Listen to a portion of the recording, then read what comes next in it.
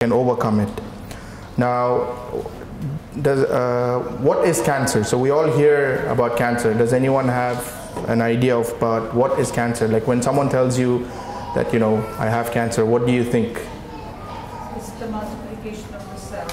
Yeah. So yes, that's the best answer to that.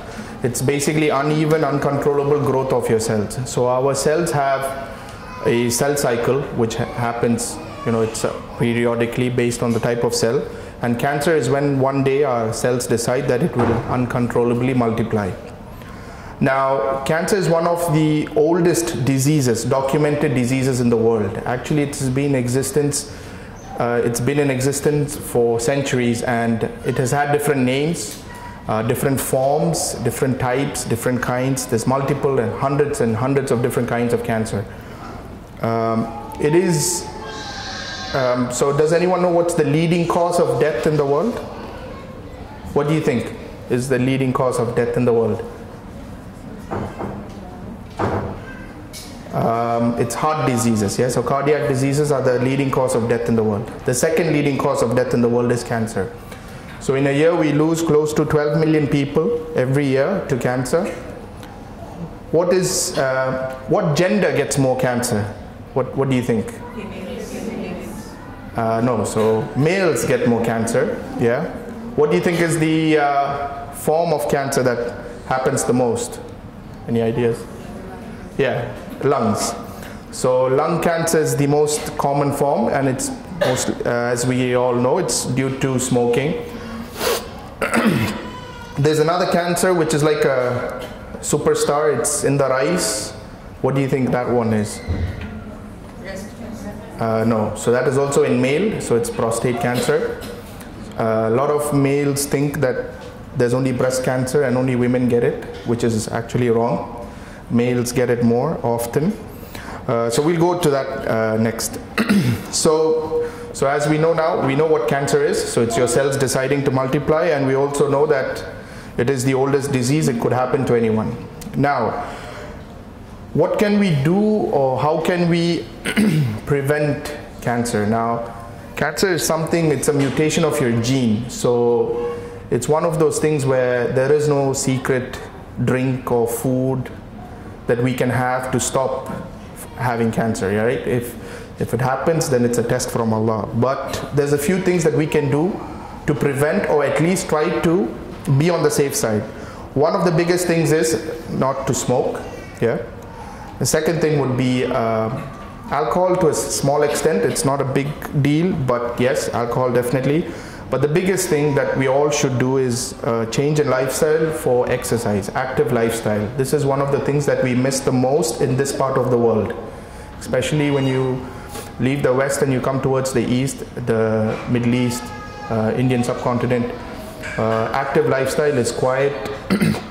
It is not actively addressed among the older generation. So once a child, a girl or a boy, once they're 15, 20 years old, they stop playing, or they stop being active, and they're more interested or busy with their work life. But we should always pay attention to our weight and try to have an active lifestyle. This is very important because it just not only contribute to cancer, but it also contributes a lot of other diseases. So most of the diseases that we have this day and age is purely due to us eating refined food and being lazy, yeah? So try to be active. And there's a famous, I'm sure you've heard this before, a Sahih Muslim hadith that says, a strong believer is better and more beloved to Allah than the weak believer, although both are good.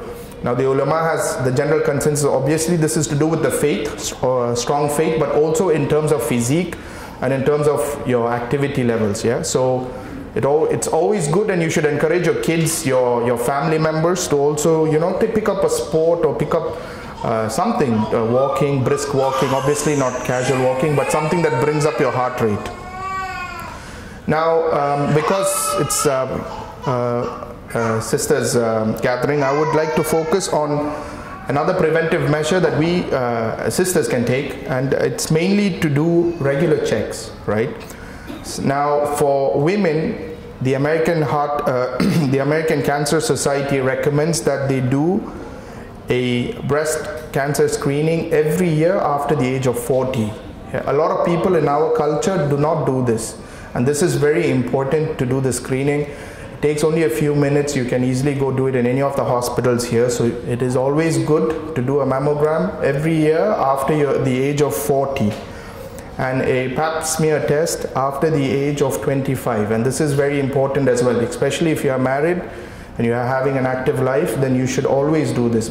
And this is once in 3 years. So the recommendations from the American Cancer Society is breast cancer screening every year after the age of 40, and a pap smear test after the age of 25 every 3 years. Now this is very, very, very important. A lot of us don't go to the hospitals and always think, oh, when we are ill, we'll treat. No, but for cancer, the old saying that we've heard a million times, prevention is better than cure, stands true. The only way you can treat cancer is when you detect it early. Especially in this day and age, when someone dies to breast cancer, it's quite sad, because it is one of those cancers which you have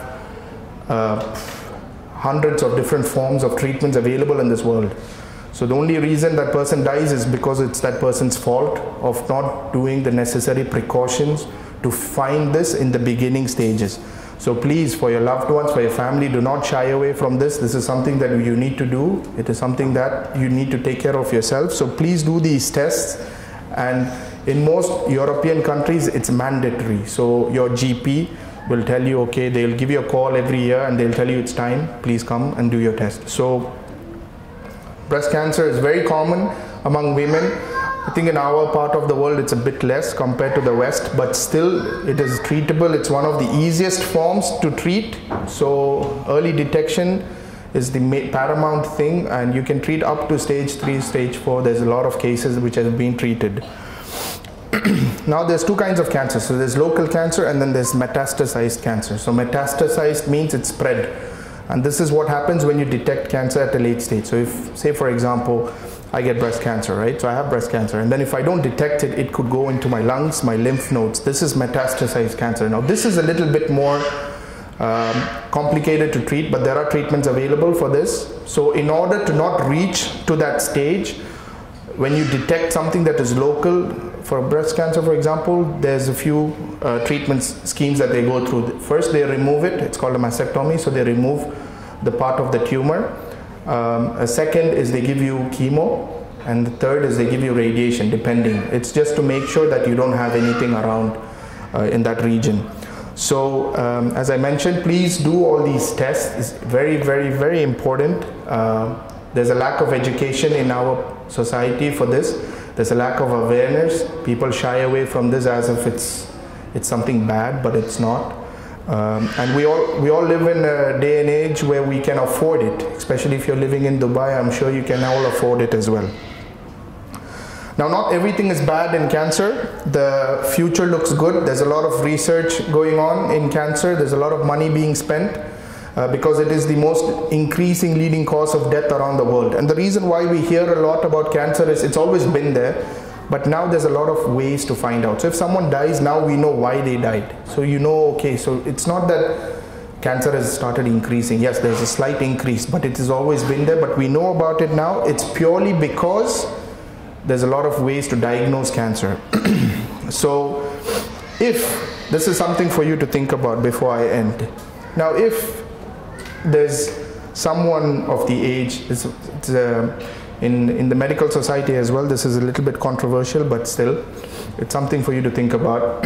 So if there is someone above the age of, say, let's say 75, 80 years old, right? And they're in a late stage of cancer, and they didn't detect it for some reason. What would you do? So would you treat that person, or would you not treat that person? You would not treat that person. Yeah, so it's a subjective thing, right? So if it's something that is late stage, that is hard to cure, for example, if it's pancreatic cancer, I'm sure we've all heard of Apple's founder Steve Jobs. He died to pancreatic cancer. I mean, he has all the money in the world, but it's one of those cancers you detect at a very late stage. My personal opinion is that if that person is old, it's better for them to have a healthy, happy life for the time that God's given them, instead of putting them through the through the treatment regimes, because treating cancer is not just about a medicine. There's a lot of psychological damage that it causes, not just to the person but to the family. The biggest thing that we, when I was doing my research and in our hospitals, the main thing that we do is obviously we treat the person with medication, but more than that is the support system for the family and for the person. They get regular counseling. The family gets counseling on how to deal with cancer and these kind of things. So it's subjective, but if it is something that is, if you're going to put that person through a lot of trouble, it was always best, especially in India, they just, when they know that there's no hope, they just give you a lot of medicines, which is irrelevant as well. So it is always, you should think about it. I know it's an emotional decision, but you try to think about it and then make a collective decision. Generally in the world now, the survival rate of cancer has increased. So how we calculate survival rate is, if I have cancer and they treat me and they monitor me for 5 years and I don't show any signs, that is the only time they say that I'm officially cured from cancer, right? So the remission years is 5 years. So 5 years if you don't have it after treatment. So it has been increasing, and it has been increasing at a steady rate, obviously in the first world countries, but also in the second and third world countries it has also been increasing. So this is a good news to everyone.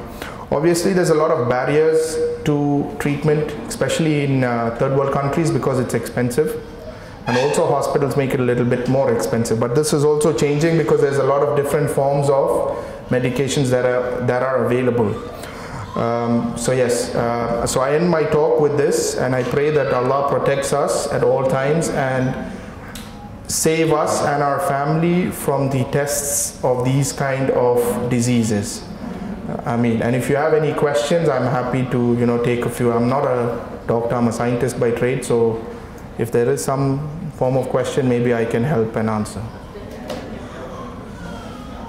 Anything? Okay. Do you believe that alternative medicines or alternative natural things also treat cancer? Now I'll be honest with you, right? This is the, I don't believe in this, because on a scientific point of view, it is a mutation of your gene, and Ayurveda cannot fix it, or other alternative medicine. It will give you some, you'll feel good, right? If you do some form of treatment, you'll feel good because they have that effect. But to cure something, I don't believe it personally, but I have not had any education in Ayurveda, so maybe I'm wrong, but I feel that because it's a biological problem inside you, and it is a mutation of your gene, there is nothing that can fix a mutation of the gene. If someone found that out, he would, be the richest person in the world. So I myself, the example. yeah. 14, 15 years back, I treated myself naturally. I changed my food. That's it. Yeah. So this goes back to changing your food and active lifestyle, right? Yeah. So yes, that is possible. You can reverse a lot of cardiac problems through this as well. So a lot of the times. We do a lot of people have stents after strokes, and this can be managed as long as when it's diagnosed, if you just stop eating meat, red meat, and you exercise every day, and if you check again after, even I think you can see results in 3 months, but 6 months definitely that the thrombosis levels would be lower in the heart. So it's lifestyle changes always. So thank you. Jazakallah khair. Assalamu alaikum.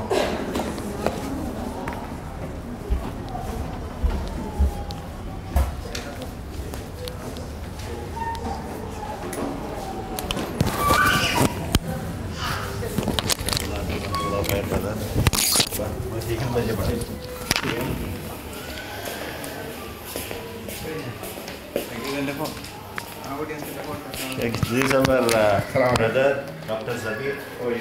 How are you? Good. How are you?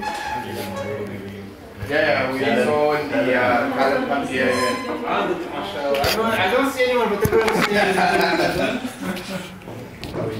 Alhamdulillah. Maybe you confused with the other young sheikhs that you saw there. No. MashaAllah, they're all MashaAllah. These are a collection of shapes. No time. No time? We are in hurry. They want to see you.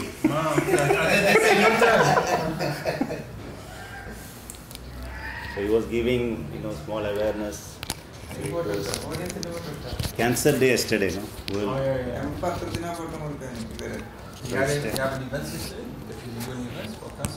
No. It's just a small talk. he scared us. Do regular checkups? Yeah. Because our people don't do that. It's part of acting on actions of causes, Yeah, they never do that. Especially in our culture, like women, they don't do these.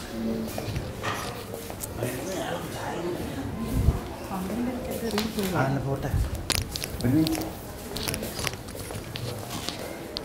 you using this? This is only for our recording. Yeah. Where did you study? In Medina. English.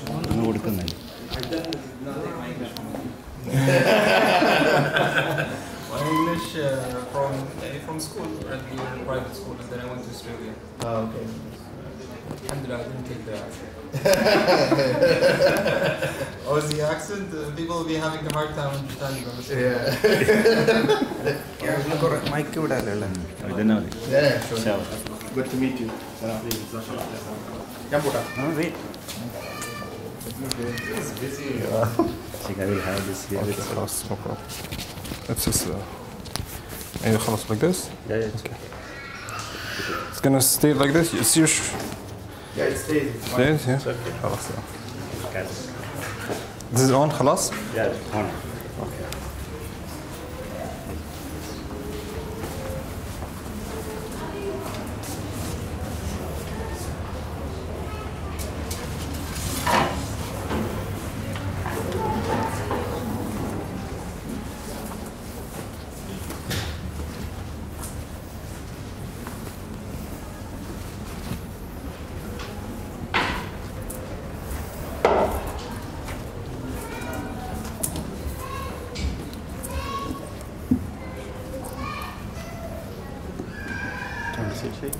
Huh? It's okay. It's okay. It's on? Yeah.